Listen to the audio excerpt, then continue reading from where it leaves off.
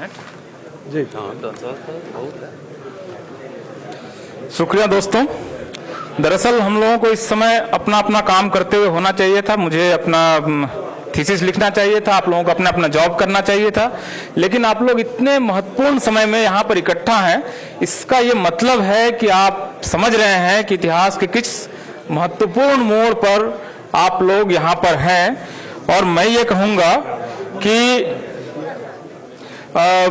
भारत में इतिहास की जो धारा है, जो एक क्रांति आप कहें कि अभी इसी के लगभग 1 किलोमीटर के दायरे में ये संविधान लिखा गया था। संविधान सभा के सारे सदस्य यहीं आसपास, यहाँ पर वो जो आजकल कस्तूरबा गांधी मार्ग पर हॉस्टल है वहीं रहते थे। बाबा साहब अम्बेडकर से लेकर सारे लोग आसपास रहे और उन्होंने एक संविधान लिखा। मैं बहुत गंभीरता से, बहुत संजीदगी से ये कहना चाहता हूँ कि ये प्रतिक्रांति का दौर है, काउंटर रिवॉल्यूशन का दौर है। रोक सकते हैं तो रोक लीजिए, वरना हम लोग पेशवाई के दौर में वापस जाने की दिशा में बढ़ रहे हैं। गंभीर समय इसलिए है क्योंकि भारतीय संविधान की जो मूल अवधारणा है 16(4), जिसमें कहा गया है कि 2 ही आधार पर आरक्षण दिया जा सकता है, दो ही बेस है और एक ही आर्टिकल है, बहुत ज्यादा नहीं है, 3 लाइन है, पढ़ लीजिए। सीधा सीधा मामला, वो उसमें बैकवर्डनेस होनी चाहिए, एडिक्वेट रिप्रेजेंटेशन नहीं होना चाहिए, 2 ही कैटेगरी है। तीसरा कोई आप लोगों को पढ़ना चाहिए, मुझे लगता है 16(4) आर्टिकल 3 लाइन का आर्टिकल है। अब ये बताइए कि सवर्ण जो है सोशली बैकवर्ड है? आप बताइए, सोशली बैकवर्ड है? सामाजिक पिछड़ापन है उनमें? मतलब उसका जो भिखारी भी है वो भी आशीर्वाद देता है।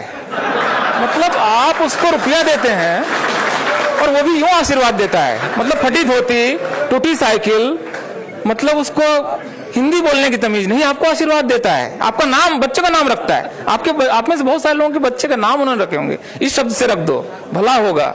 शादी ऐसे इस तारीख को करो, नहीं टूटेगी, पता नहीं क्या क्या। अब सोशली बैकवर्डनेस नहीं है, एडिक्वेट रिप्रेजेंटेशन। इस देश में सवर्ण अपनी आबादी से कम 4 गुना ज्यादा रिप्रेजेंटेड है। किसी ऑफिस में चले जाइए, यहाँ सारे ऑफिसेज हैं, सारे मिनिस्ट्रीज हैं, सारे मिनिस्ट्रीज का डाटा आरटीआई से निकला हुआ है। अपनी आबादी से कम 4 गुना रिप्रेजेंटेड है। दोनों शर्तों को पूरा नहीं करता है।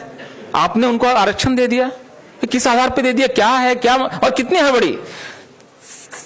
6 तारीख को रात 11 बजे ड्राफ्ट लिखा जा रहा है, 7 बजे सुबह लोकसभा में वो 7 तारीख को वो पेश हो रहा है, 7 तारीख को पास किया जा रहा है, अगले दिन राज्यसभा में आ रहा है, राज्यसभा में पास हो रहा है, 12 तारीख होते होते राष्ट्रपति उसको अनुशंसा दे देते हैं, हो गया, लागू हो गया।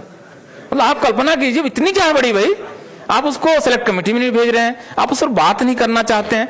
जिस आर्टिकल को लिखने में और जिस संविधान को लिखने में 2 साल से ज्यादा समय लगाया देश के सारे विद्वानों ने, बाबा साहब ने मतलब रात 1-1, 2-2 बजे तक मेहनत की, उसको आपने मिनटों में यूं बदल दिया। आपके कैबिनेट के मंत्री को पता नहीं, 8 तारीख को एक कैबिनेट मंत्री, इसी सरकार के एक मंत्री संसद में जवाब दे रहे हैं एक प्रश्न के जवाब में कि अपर कास्ट के गरीबों को आरक्षण देने का कोई प्रस्ताव पेंडिंग नहीं है हमारे पास।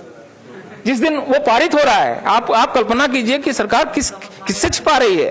तो ये जो प्रतिक्रांति का समय है, लगभग मैं इसकी तुलना करता हूं जो बौद्ध सम्राट, 10वें बौद्ध सम्राट बृहद्रथ को मारकर जो पुष्यमित्र शुंग ने इस देश में फिर से ब्राह्मणवाद की स्थापना की थी, लगभग वैसा समय है। 2015 में आपके तेजस्वी जी, अली अनवर साहब, आपके बिहार में जब वो कहते हैं मोहन भागवत कि हम इस संविधान को की समीक्षा करना चाहते हैं। कोशिश हुई थी पिछले बार भी, वाजपेयी जी के समय में उन्होंने संविधान समीक्षा आयोग बनाया था, उसकी रिपोर्ट आई थी, आप पढ़ के देखिए। मतलब ये संविधान से इनको बैर है, झगड़ा है। संविधान इनके मार्ग का सबसे बड़ा बाधक है।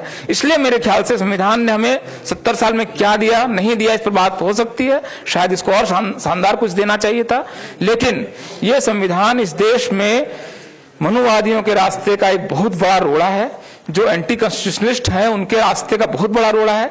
हमें अपनी पूरी ताकत के साथ, पूरी संजीदगी के साथ इस समय संविधान के पक्ष में खड़ा होना है। इस समय किसी पार्टी के पक्ष में नहीं हूं, किसी विचारधारा का मामला नहीं है। इस समय लेफ्ट राइट छोड़ देते हैं, थोड़े समय के रोक देते हैं कि ये मूल निवासीवादी है, नहीं है, ये लेफ्ट है, ये राइट है, सेंटर है, छोड़ देते हैं। इस समय अगर आपकी आस्था इस देश के संविधान में है और आपको लगता है कि ये संविधान अगर है तो ये देश बचेगा, संविधान के बगैर तो ये देश नहीं था ना। आज से 100 साल पहले अगर ये देश आजाद हुआ होता तो ये नक्शा नहीं था, कुछ और होता, पता नहीं कितने टुकड़े में होता। तो इस समय इस देश को बचाने का प्रश्न है, इस संविधान को बचाने का प्रश्न है, और ये देश अगर इस रूप में नहीं बचता है तो पता नहीं क्या होने वाला है। आप कल्पना कीजिए, जिसकी बात सुप्रीम हाई कोर्ट के चीफ जस्टिस साहब कितनी गंभीरता से कह रहे हैं कि ये देश गृह युद्ध की तरफ बढ़ रहा है। जस्ट इमेजिन द सिनेरियो, मतलब आप कल्पना कीजिए उस देश की जिस समय इस देश का वंचित को ये लगेगा कि इस देश में ये जो संविधान है जिसको तोड़ मोड़ दिया गया है और हमें फेल कर रहा है, कॉन्स्टिट्यूशन हमें हमारे जो महत्वाकांक्षाएं उसको पूरा नहीं कर रहा है। मतलब आप कल्पना कीजिए उस देश की। तो ये जो चीफ जस्टिस साहब हमें अलर्ट कर रहे हैं, उस स्थिति से अगर बचाना है, हम में से कोई नहीं चाहता है कि वो देश उस स्थिति में जाए जहां पर गृह युद्ध हो। तो अगर इसको बचाना है तो देश इस समय गलत लोगों के हाथ में है, संविधान विरोधियों के हाथ में है। संविधान बचाने का प्रश्न है। मैं रोस्टर पर इसमें बात नहीं कर रहा हूं, इस पर बात हो चुकी है।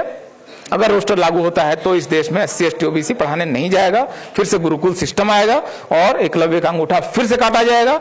अगर आपको अपने एकलव्य का अंगूठा बचाना है, और देखिए एक टीचर इस समय आएगा वो अगले 30 साल तक रहेगा, और आप जानते हैं इंपेरिकल डाटा है इसका कि अपर कास्ट का टीचर लोअर कास्ट के टीचर्स स्टूडेंट्स को इंटरव्यू और वाइवा में कम नंबर देता है। इस देश में RTI का डाटा है, आपको चाहिए तो मैं दे देता हूं, वो नहीं देते हैं नंबर पर्याप्त, वो अपमानित करते हैं। मेरे साथ के एक दो शेड्यूल कास्ट के बच्चे क्लास में घुसते थे तो टीचर कहता था 2 बैल आ गए।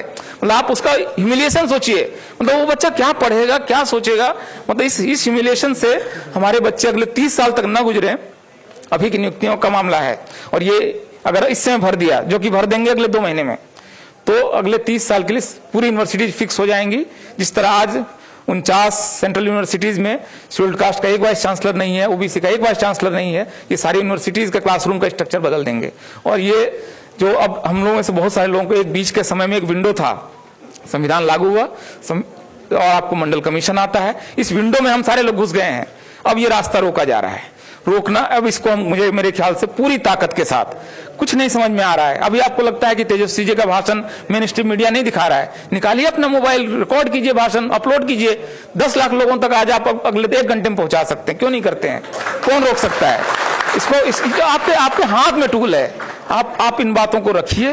और 31 तारीख को मुझे लगता है कि दिल्ली में बहुत बड़ा प्रदर्शन होने वाला है, मंडी हाउस से लेकर संसद मार्च तक, संसद भवन तक, उसमें शामिल होइए।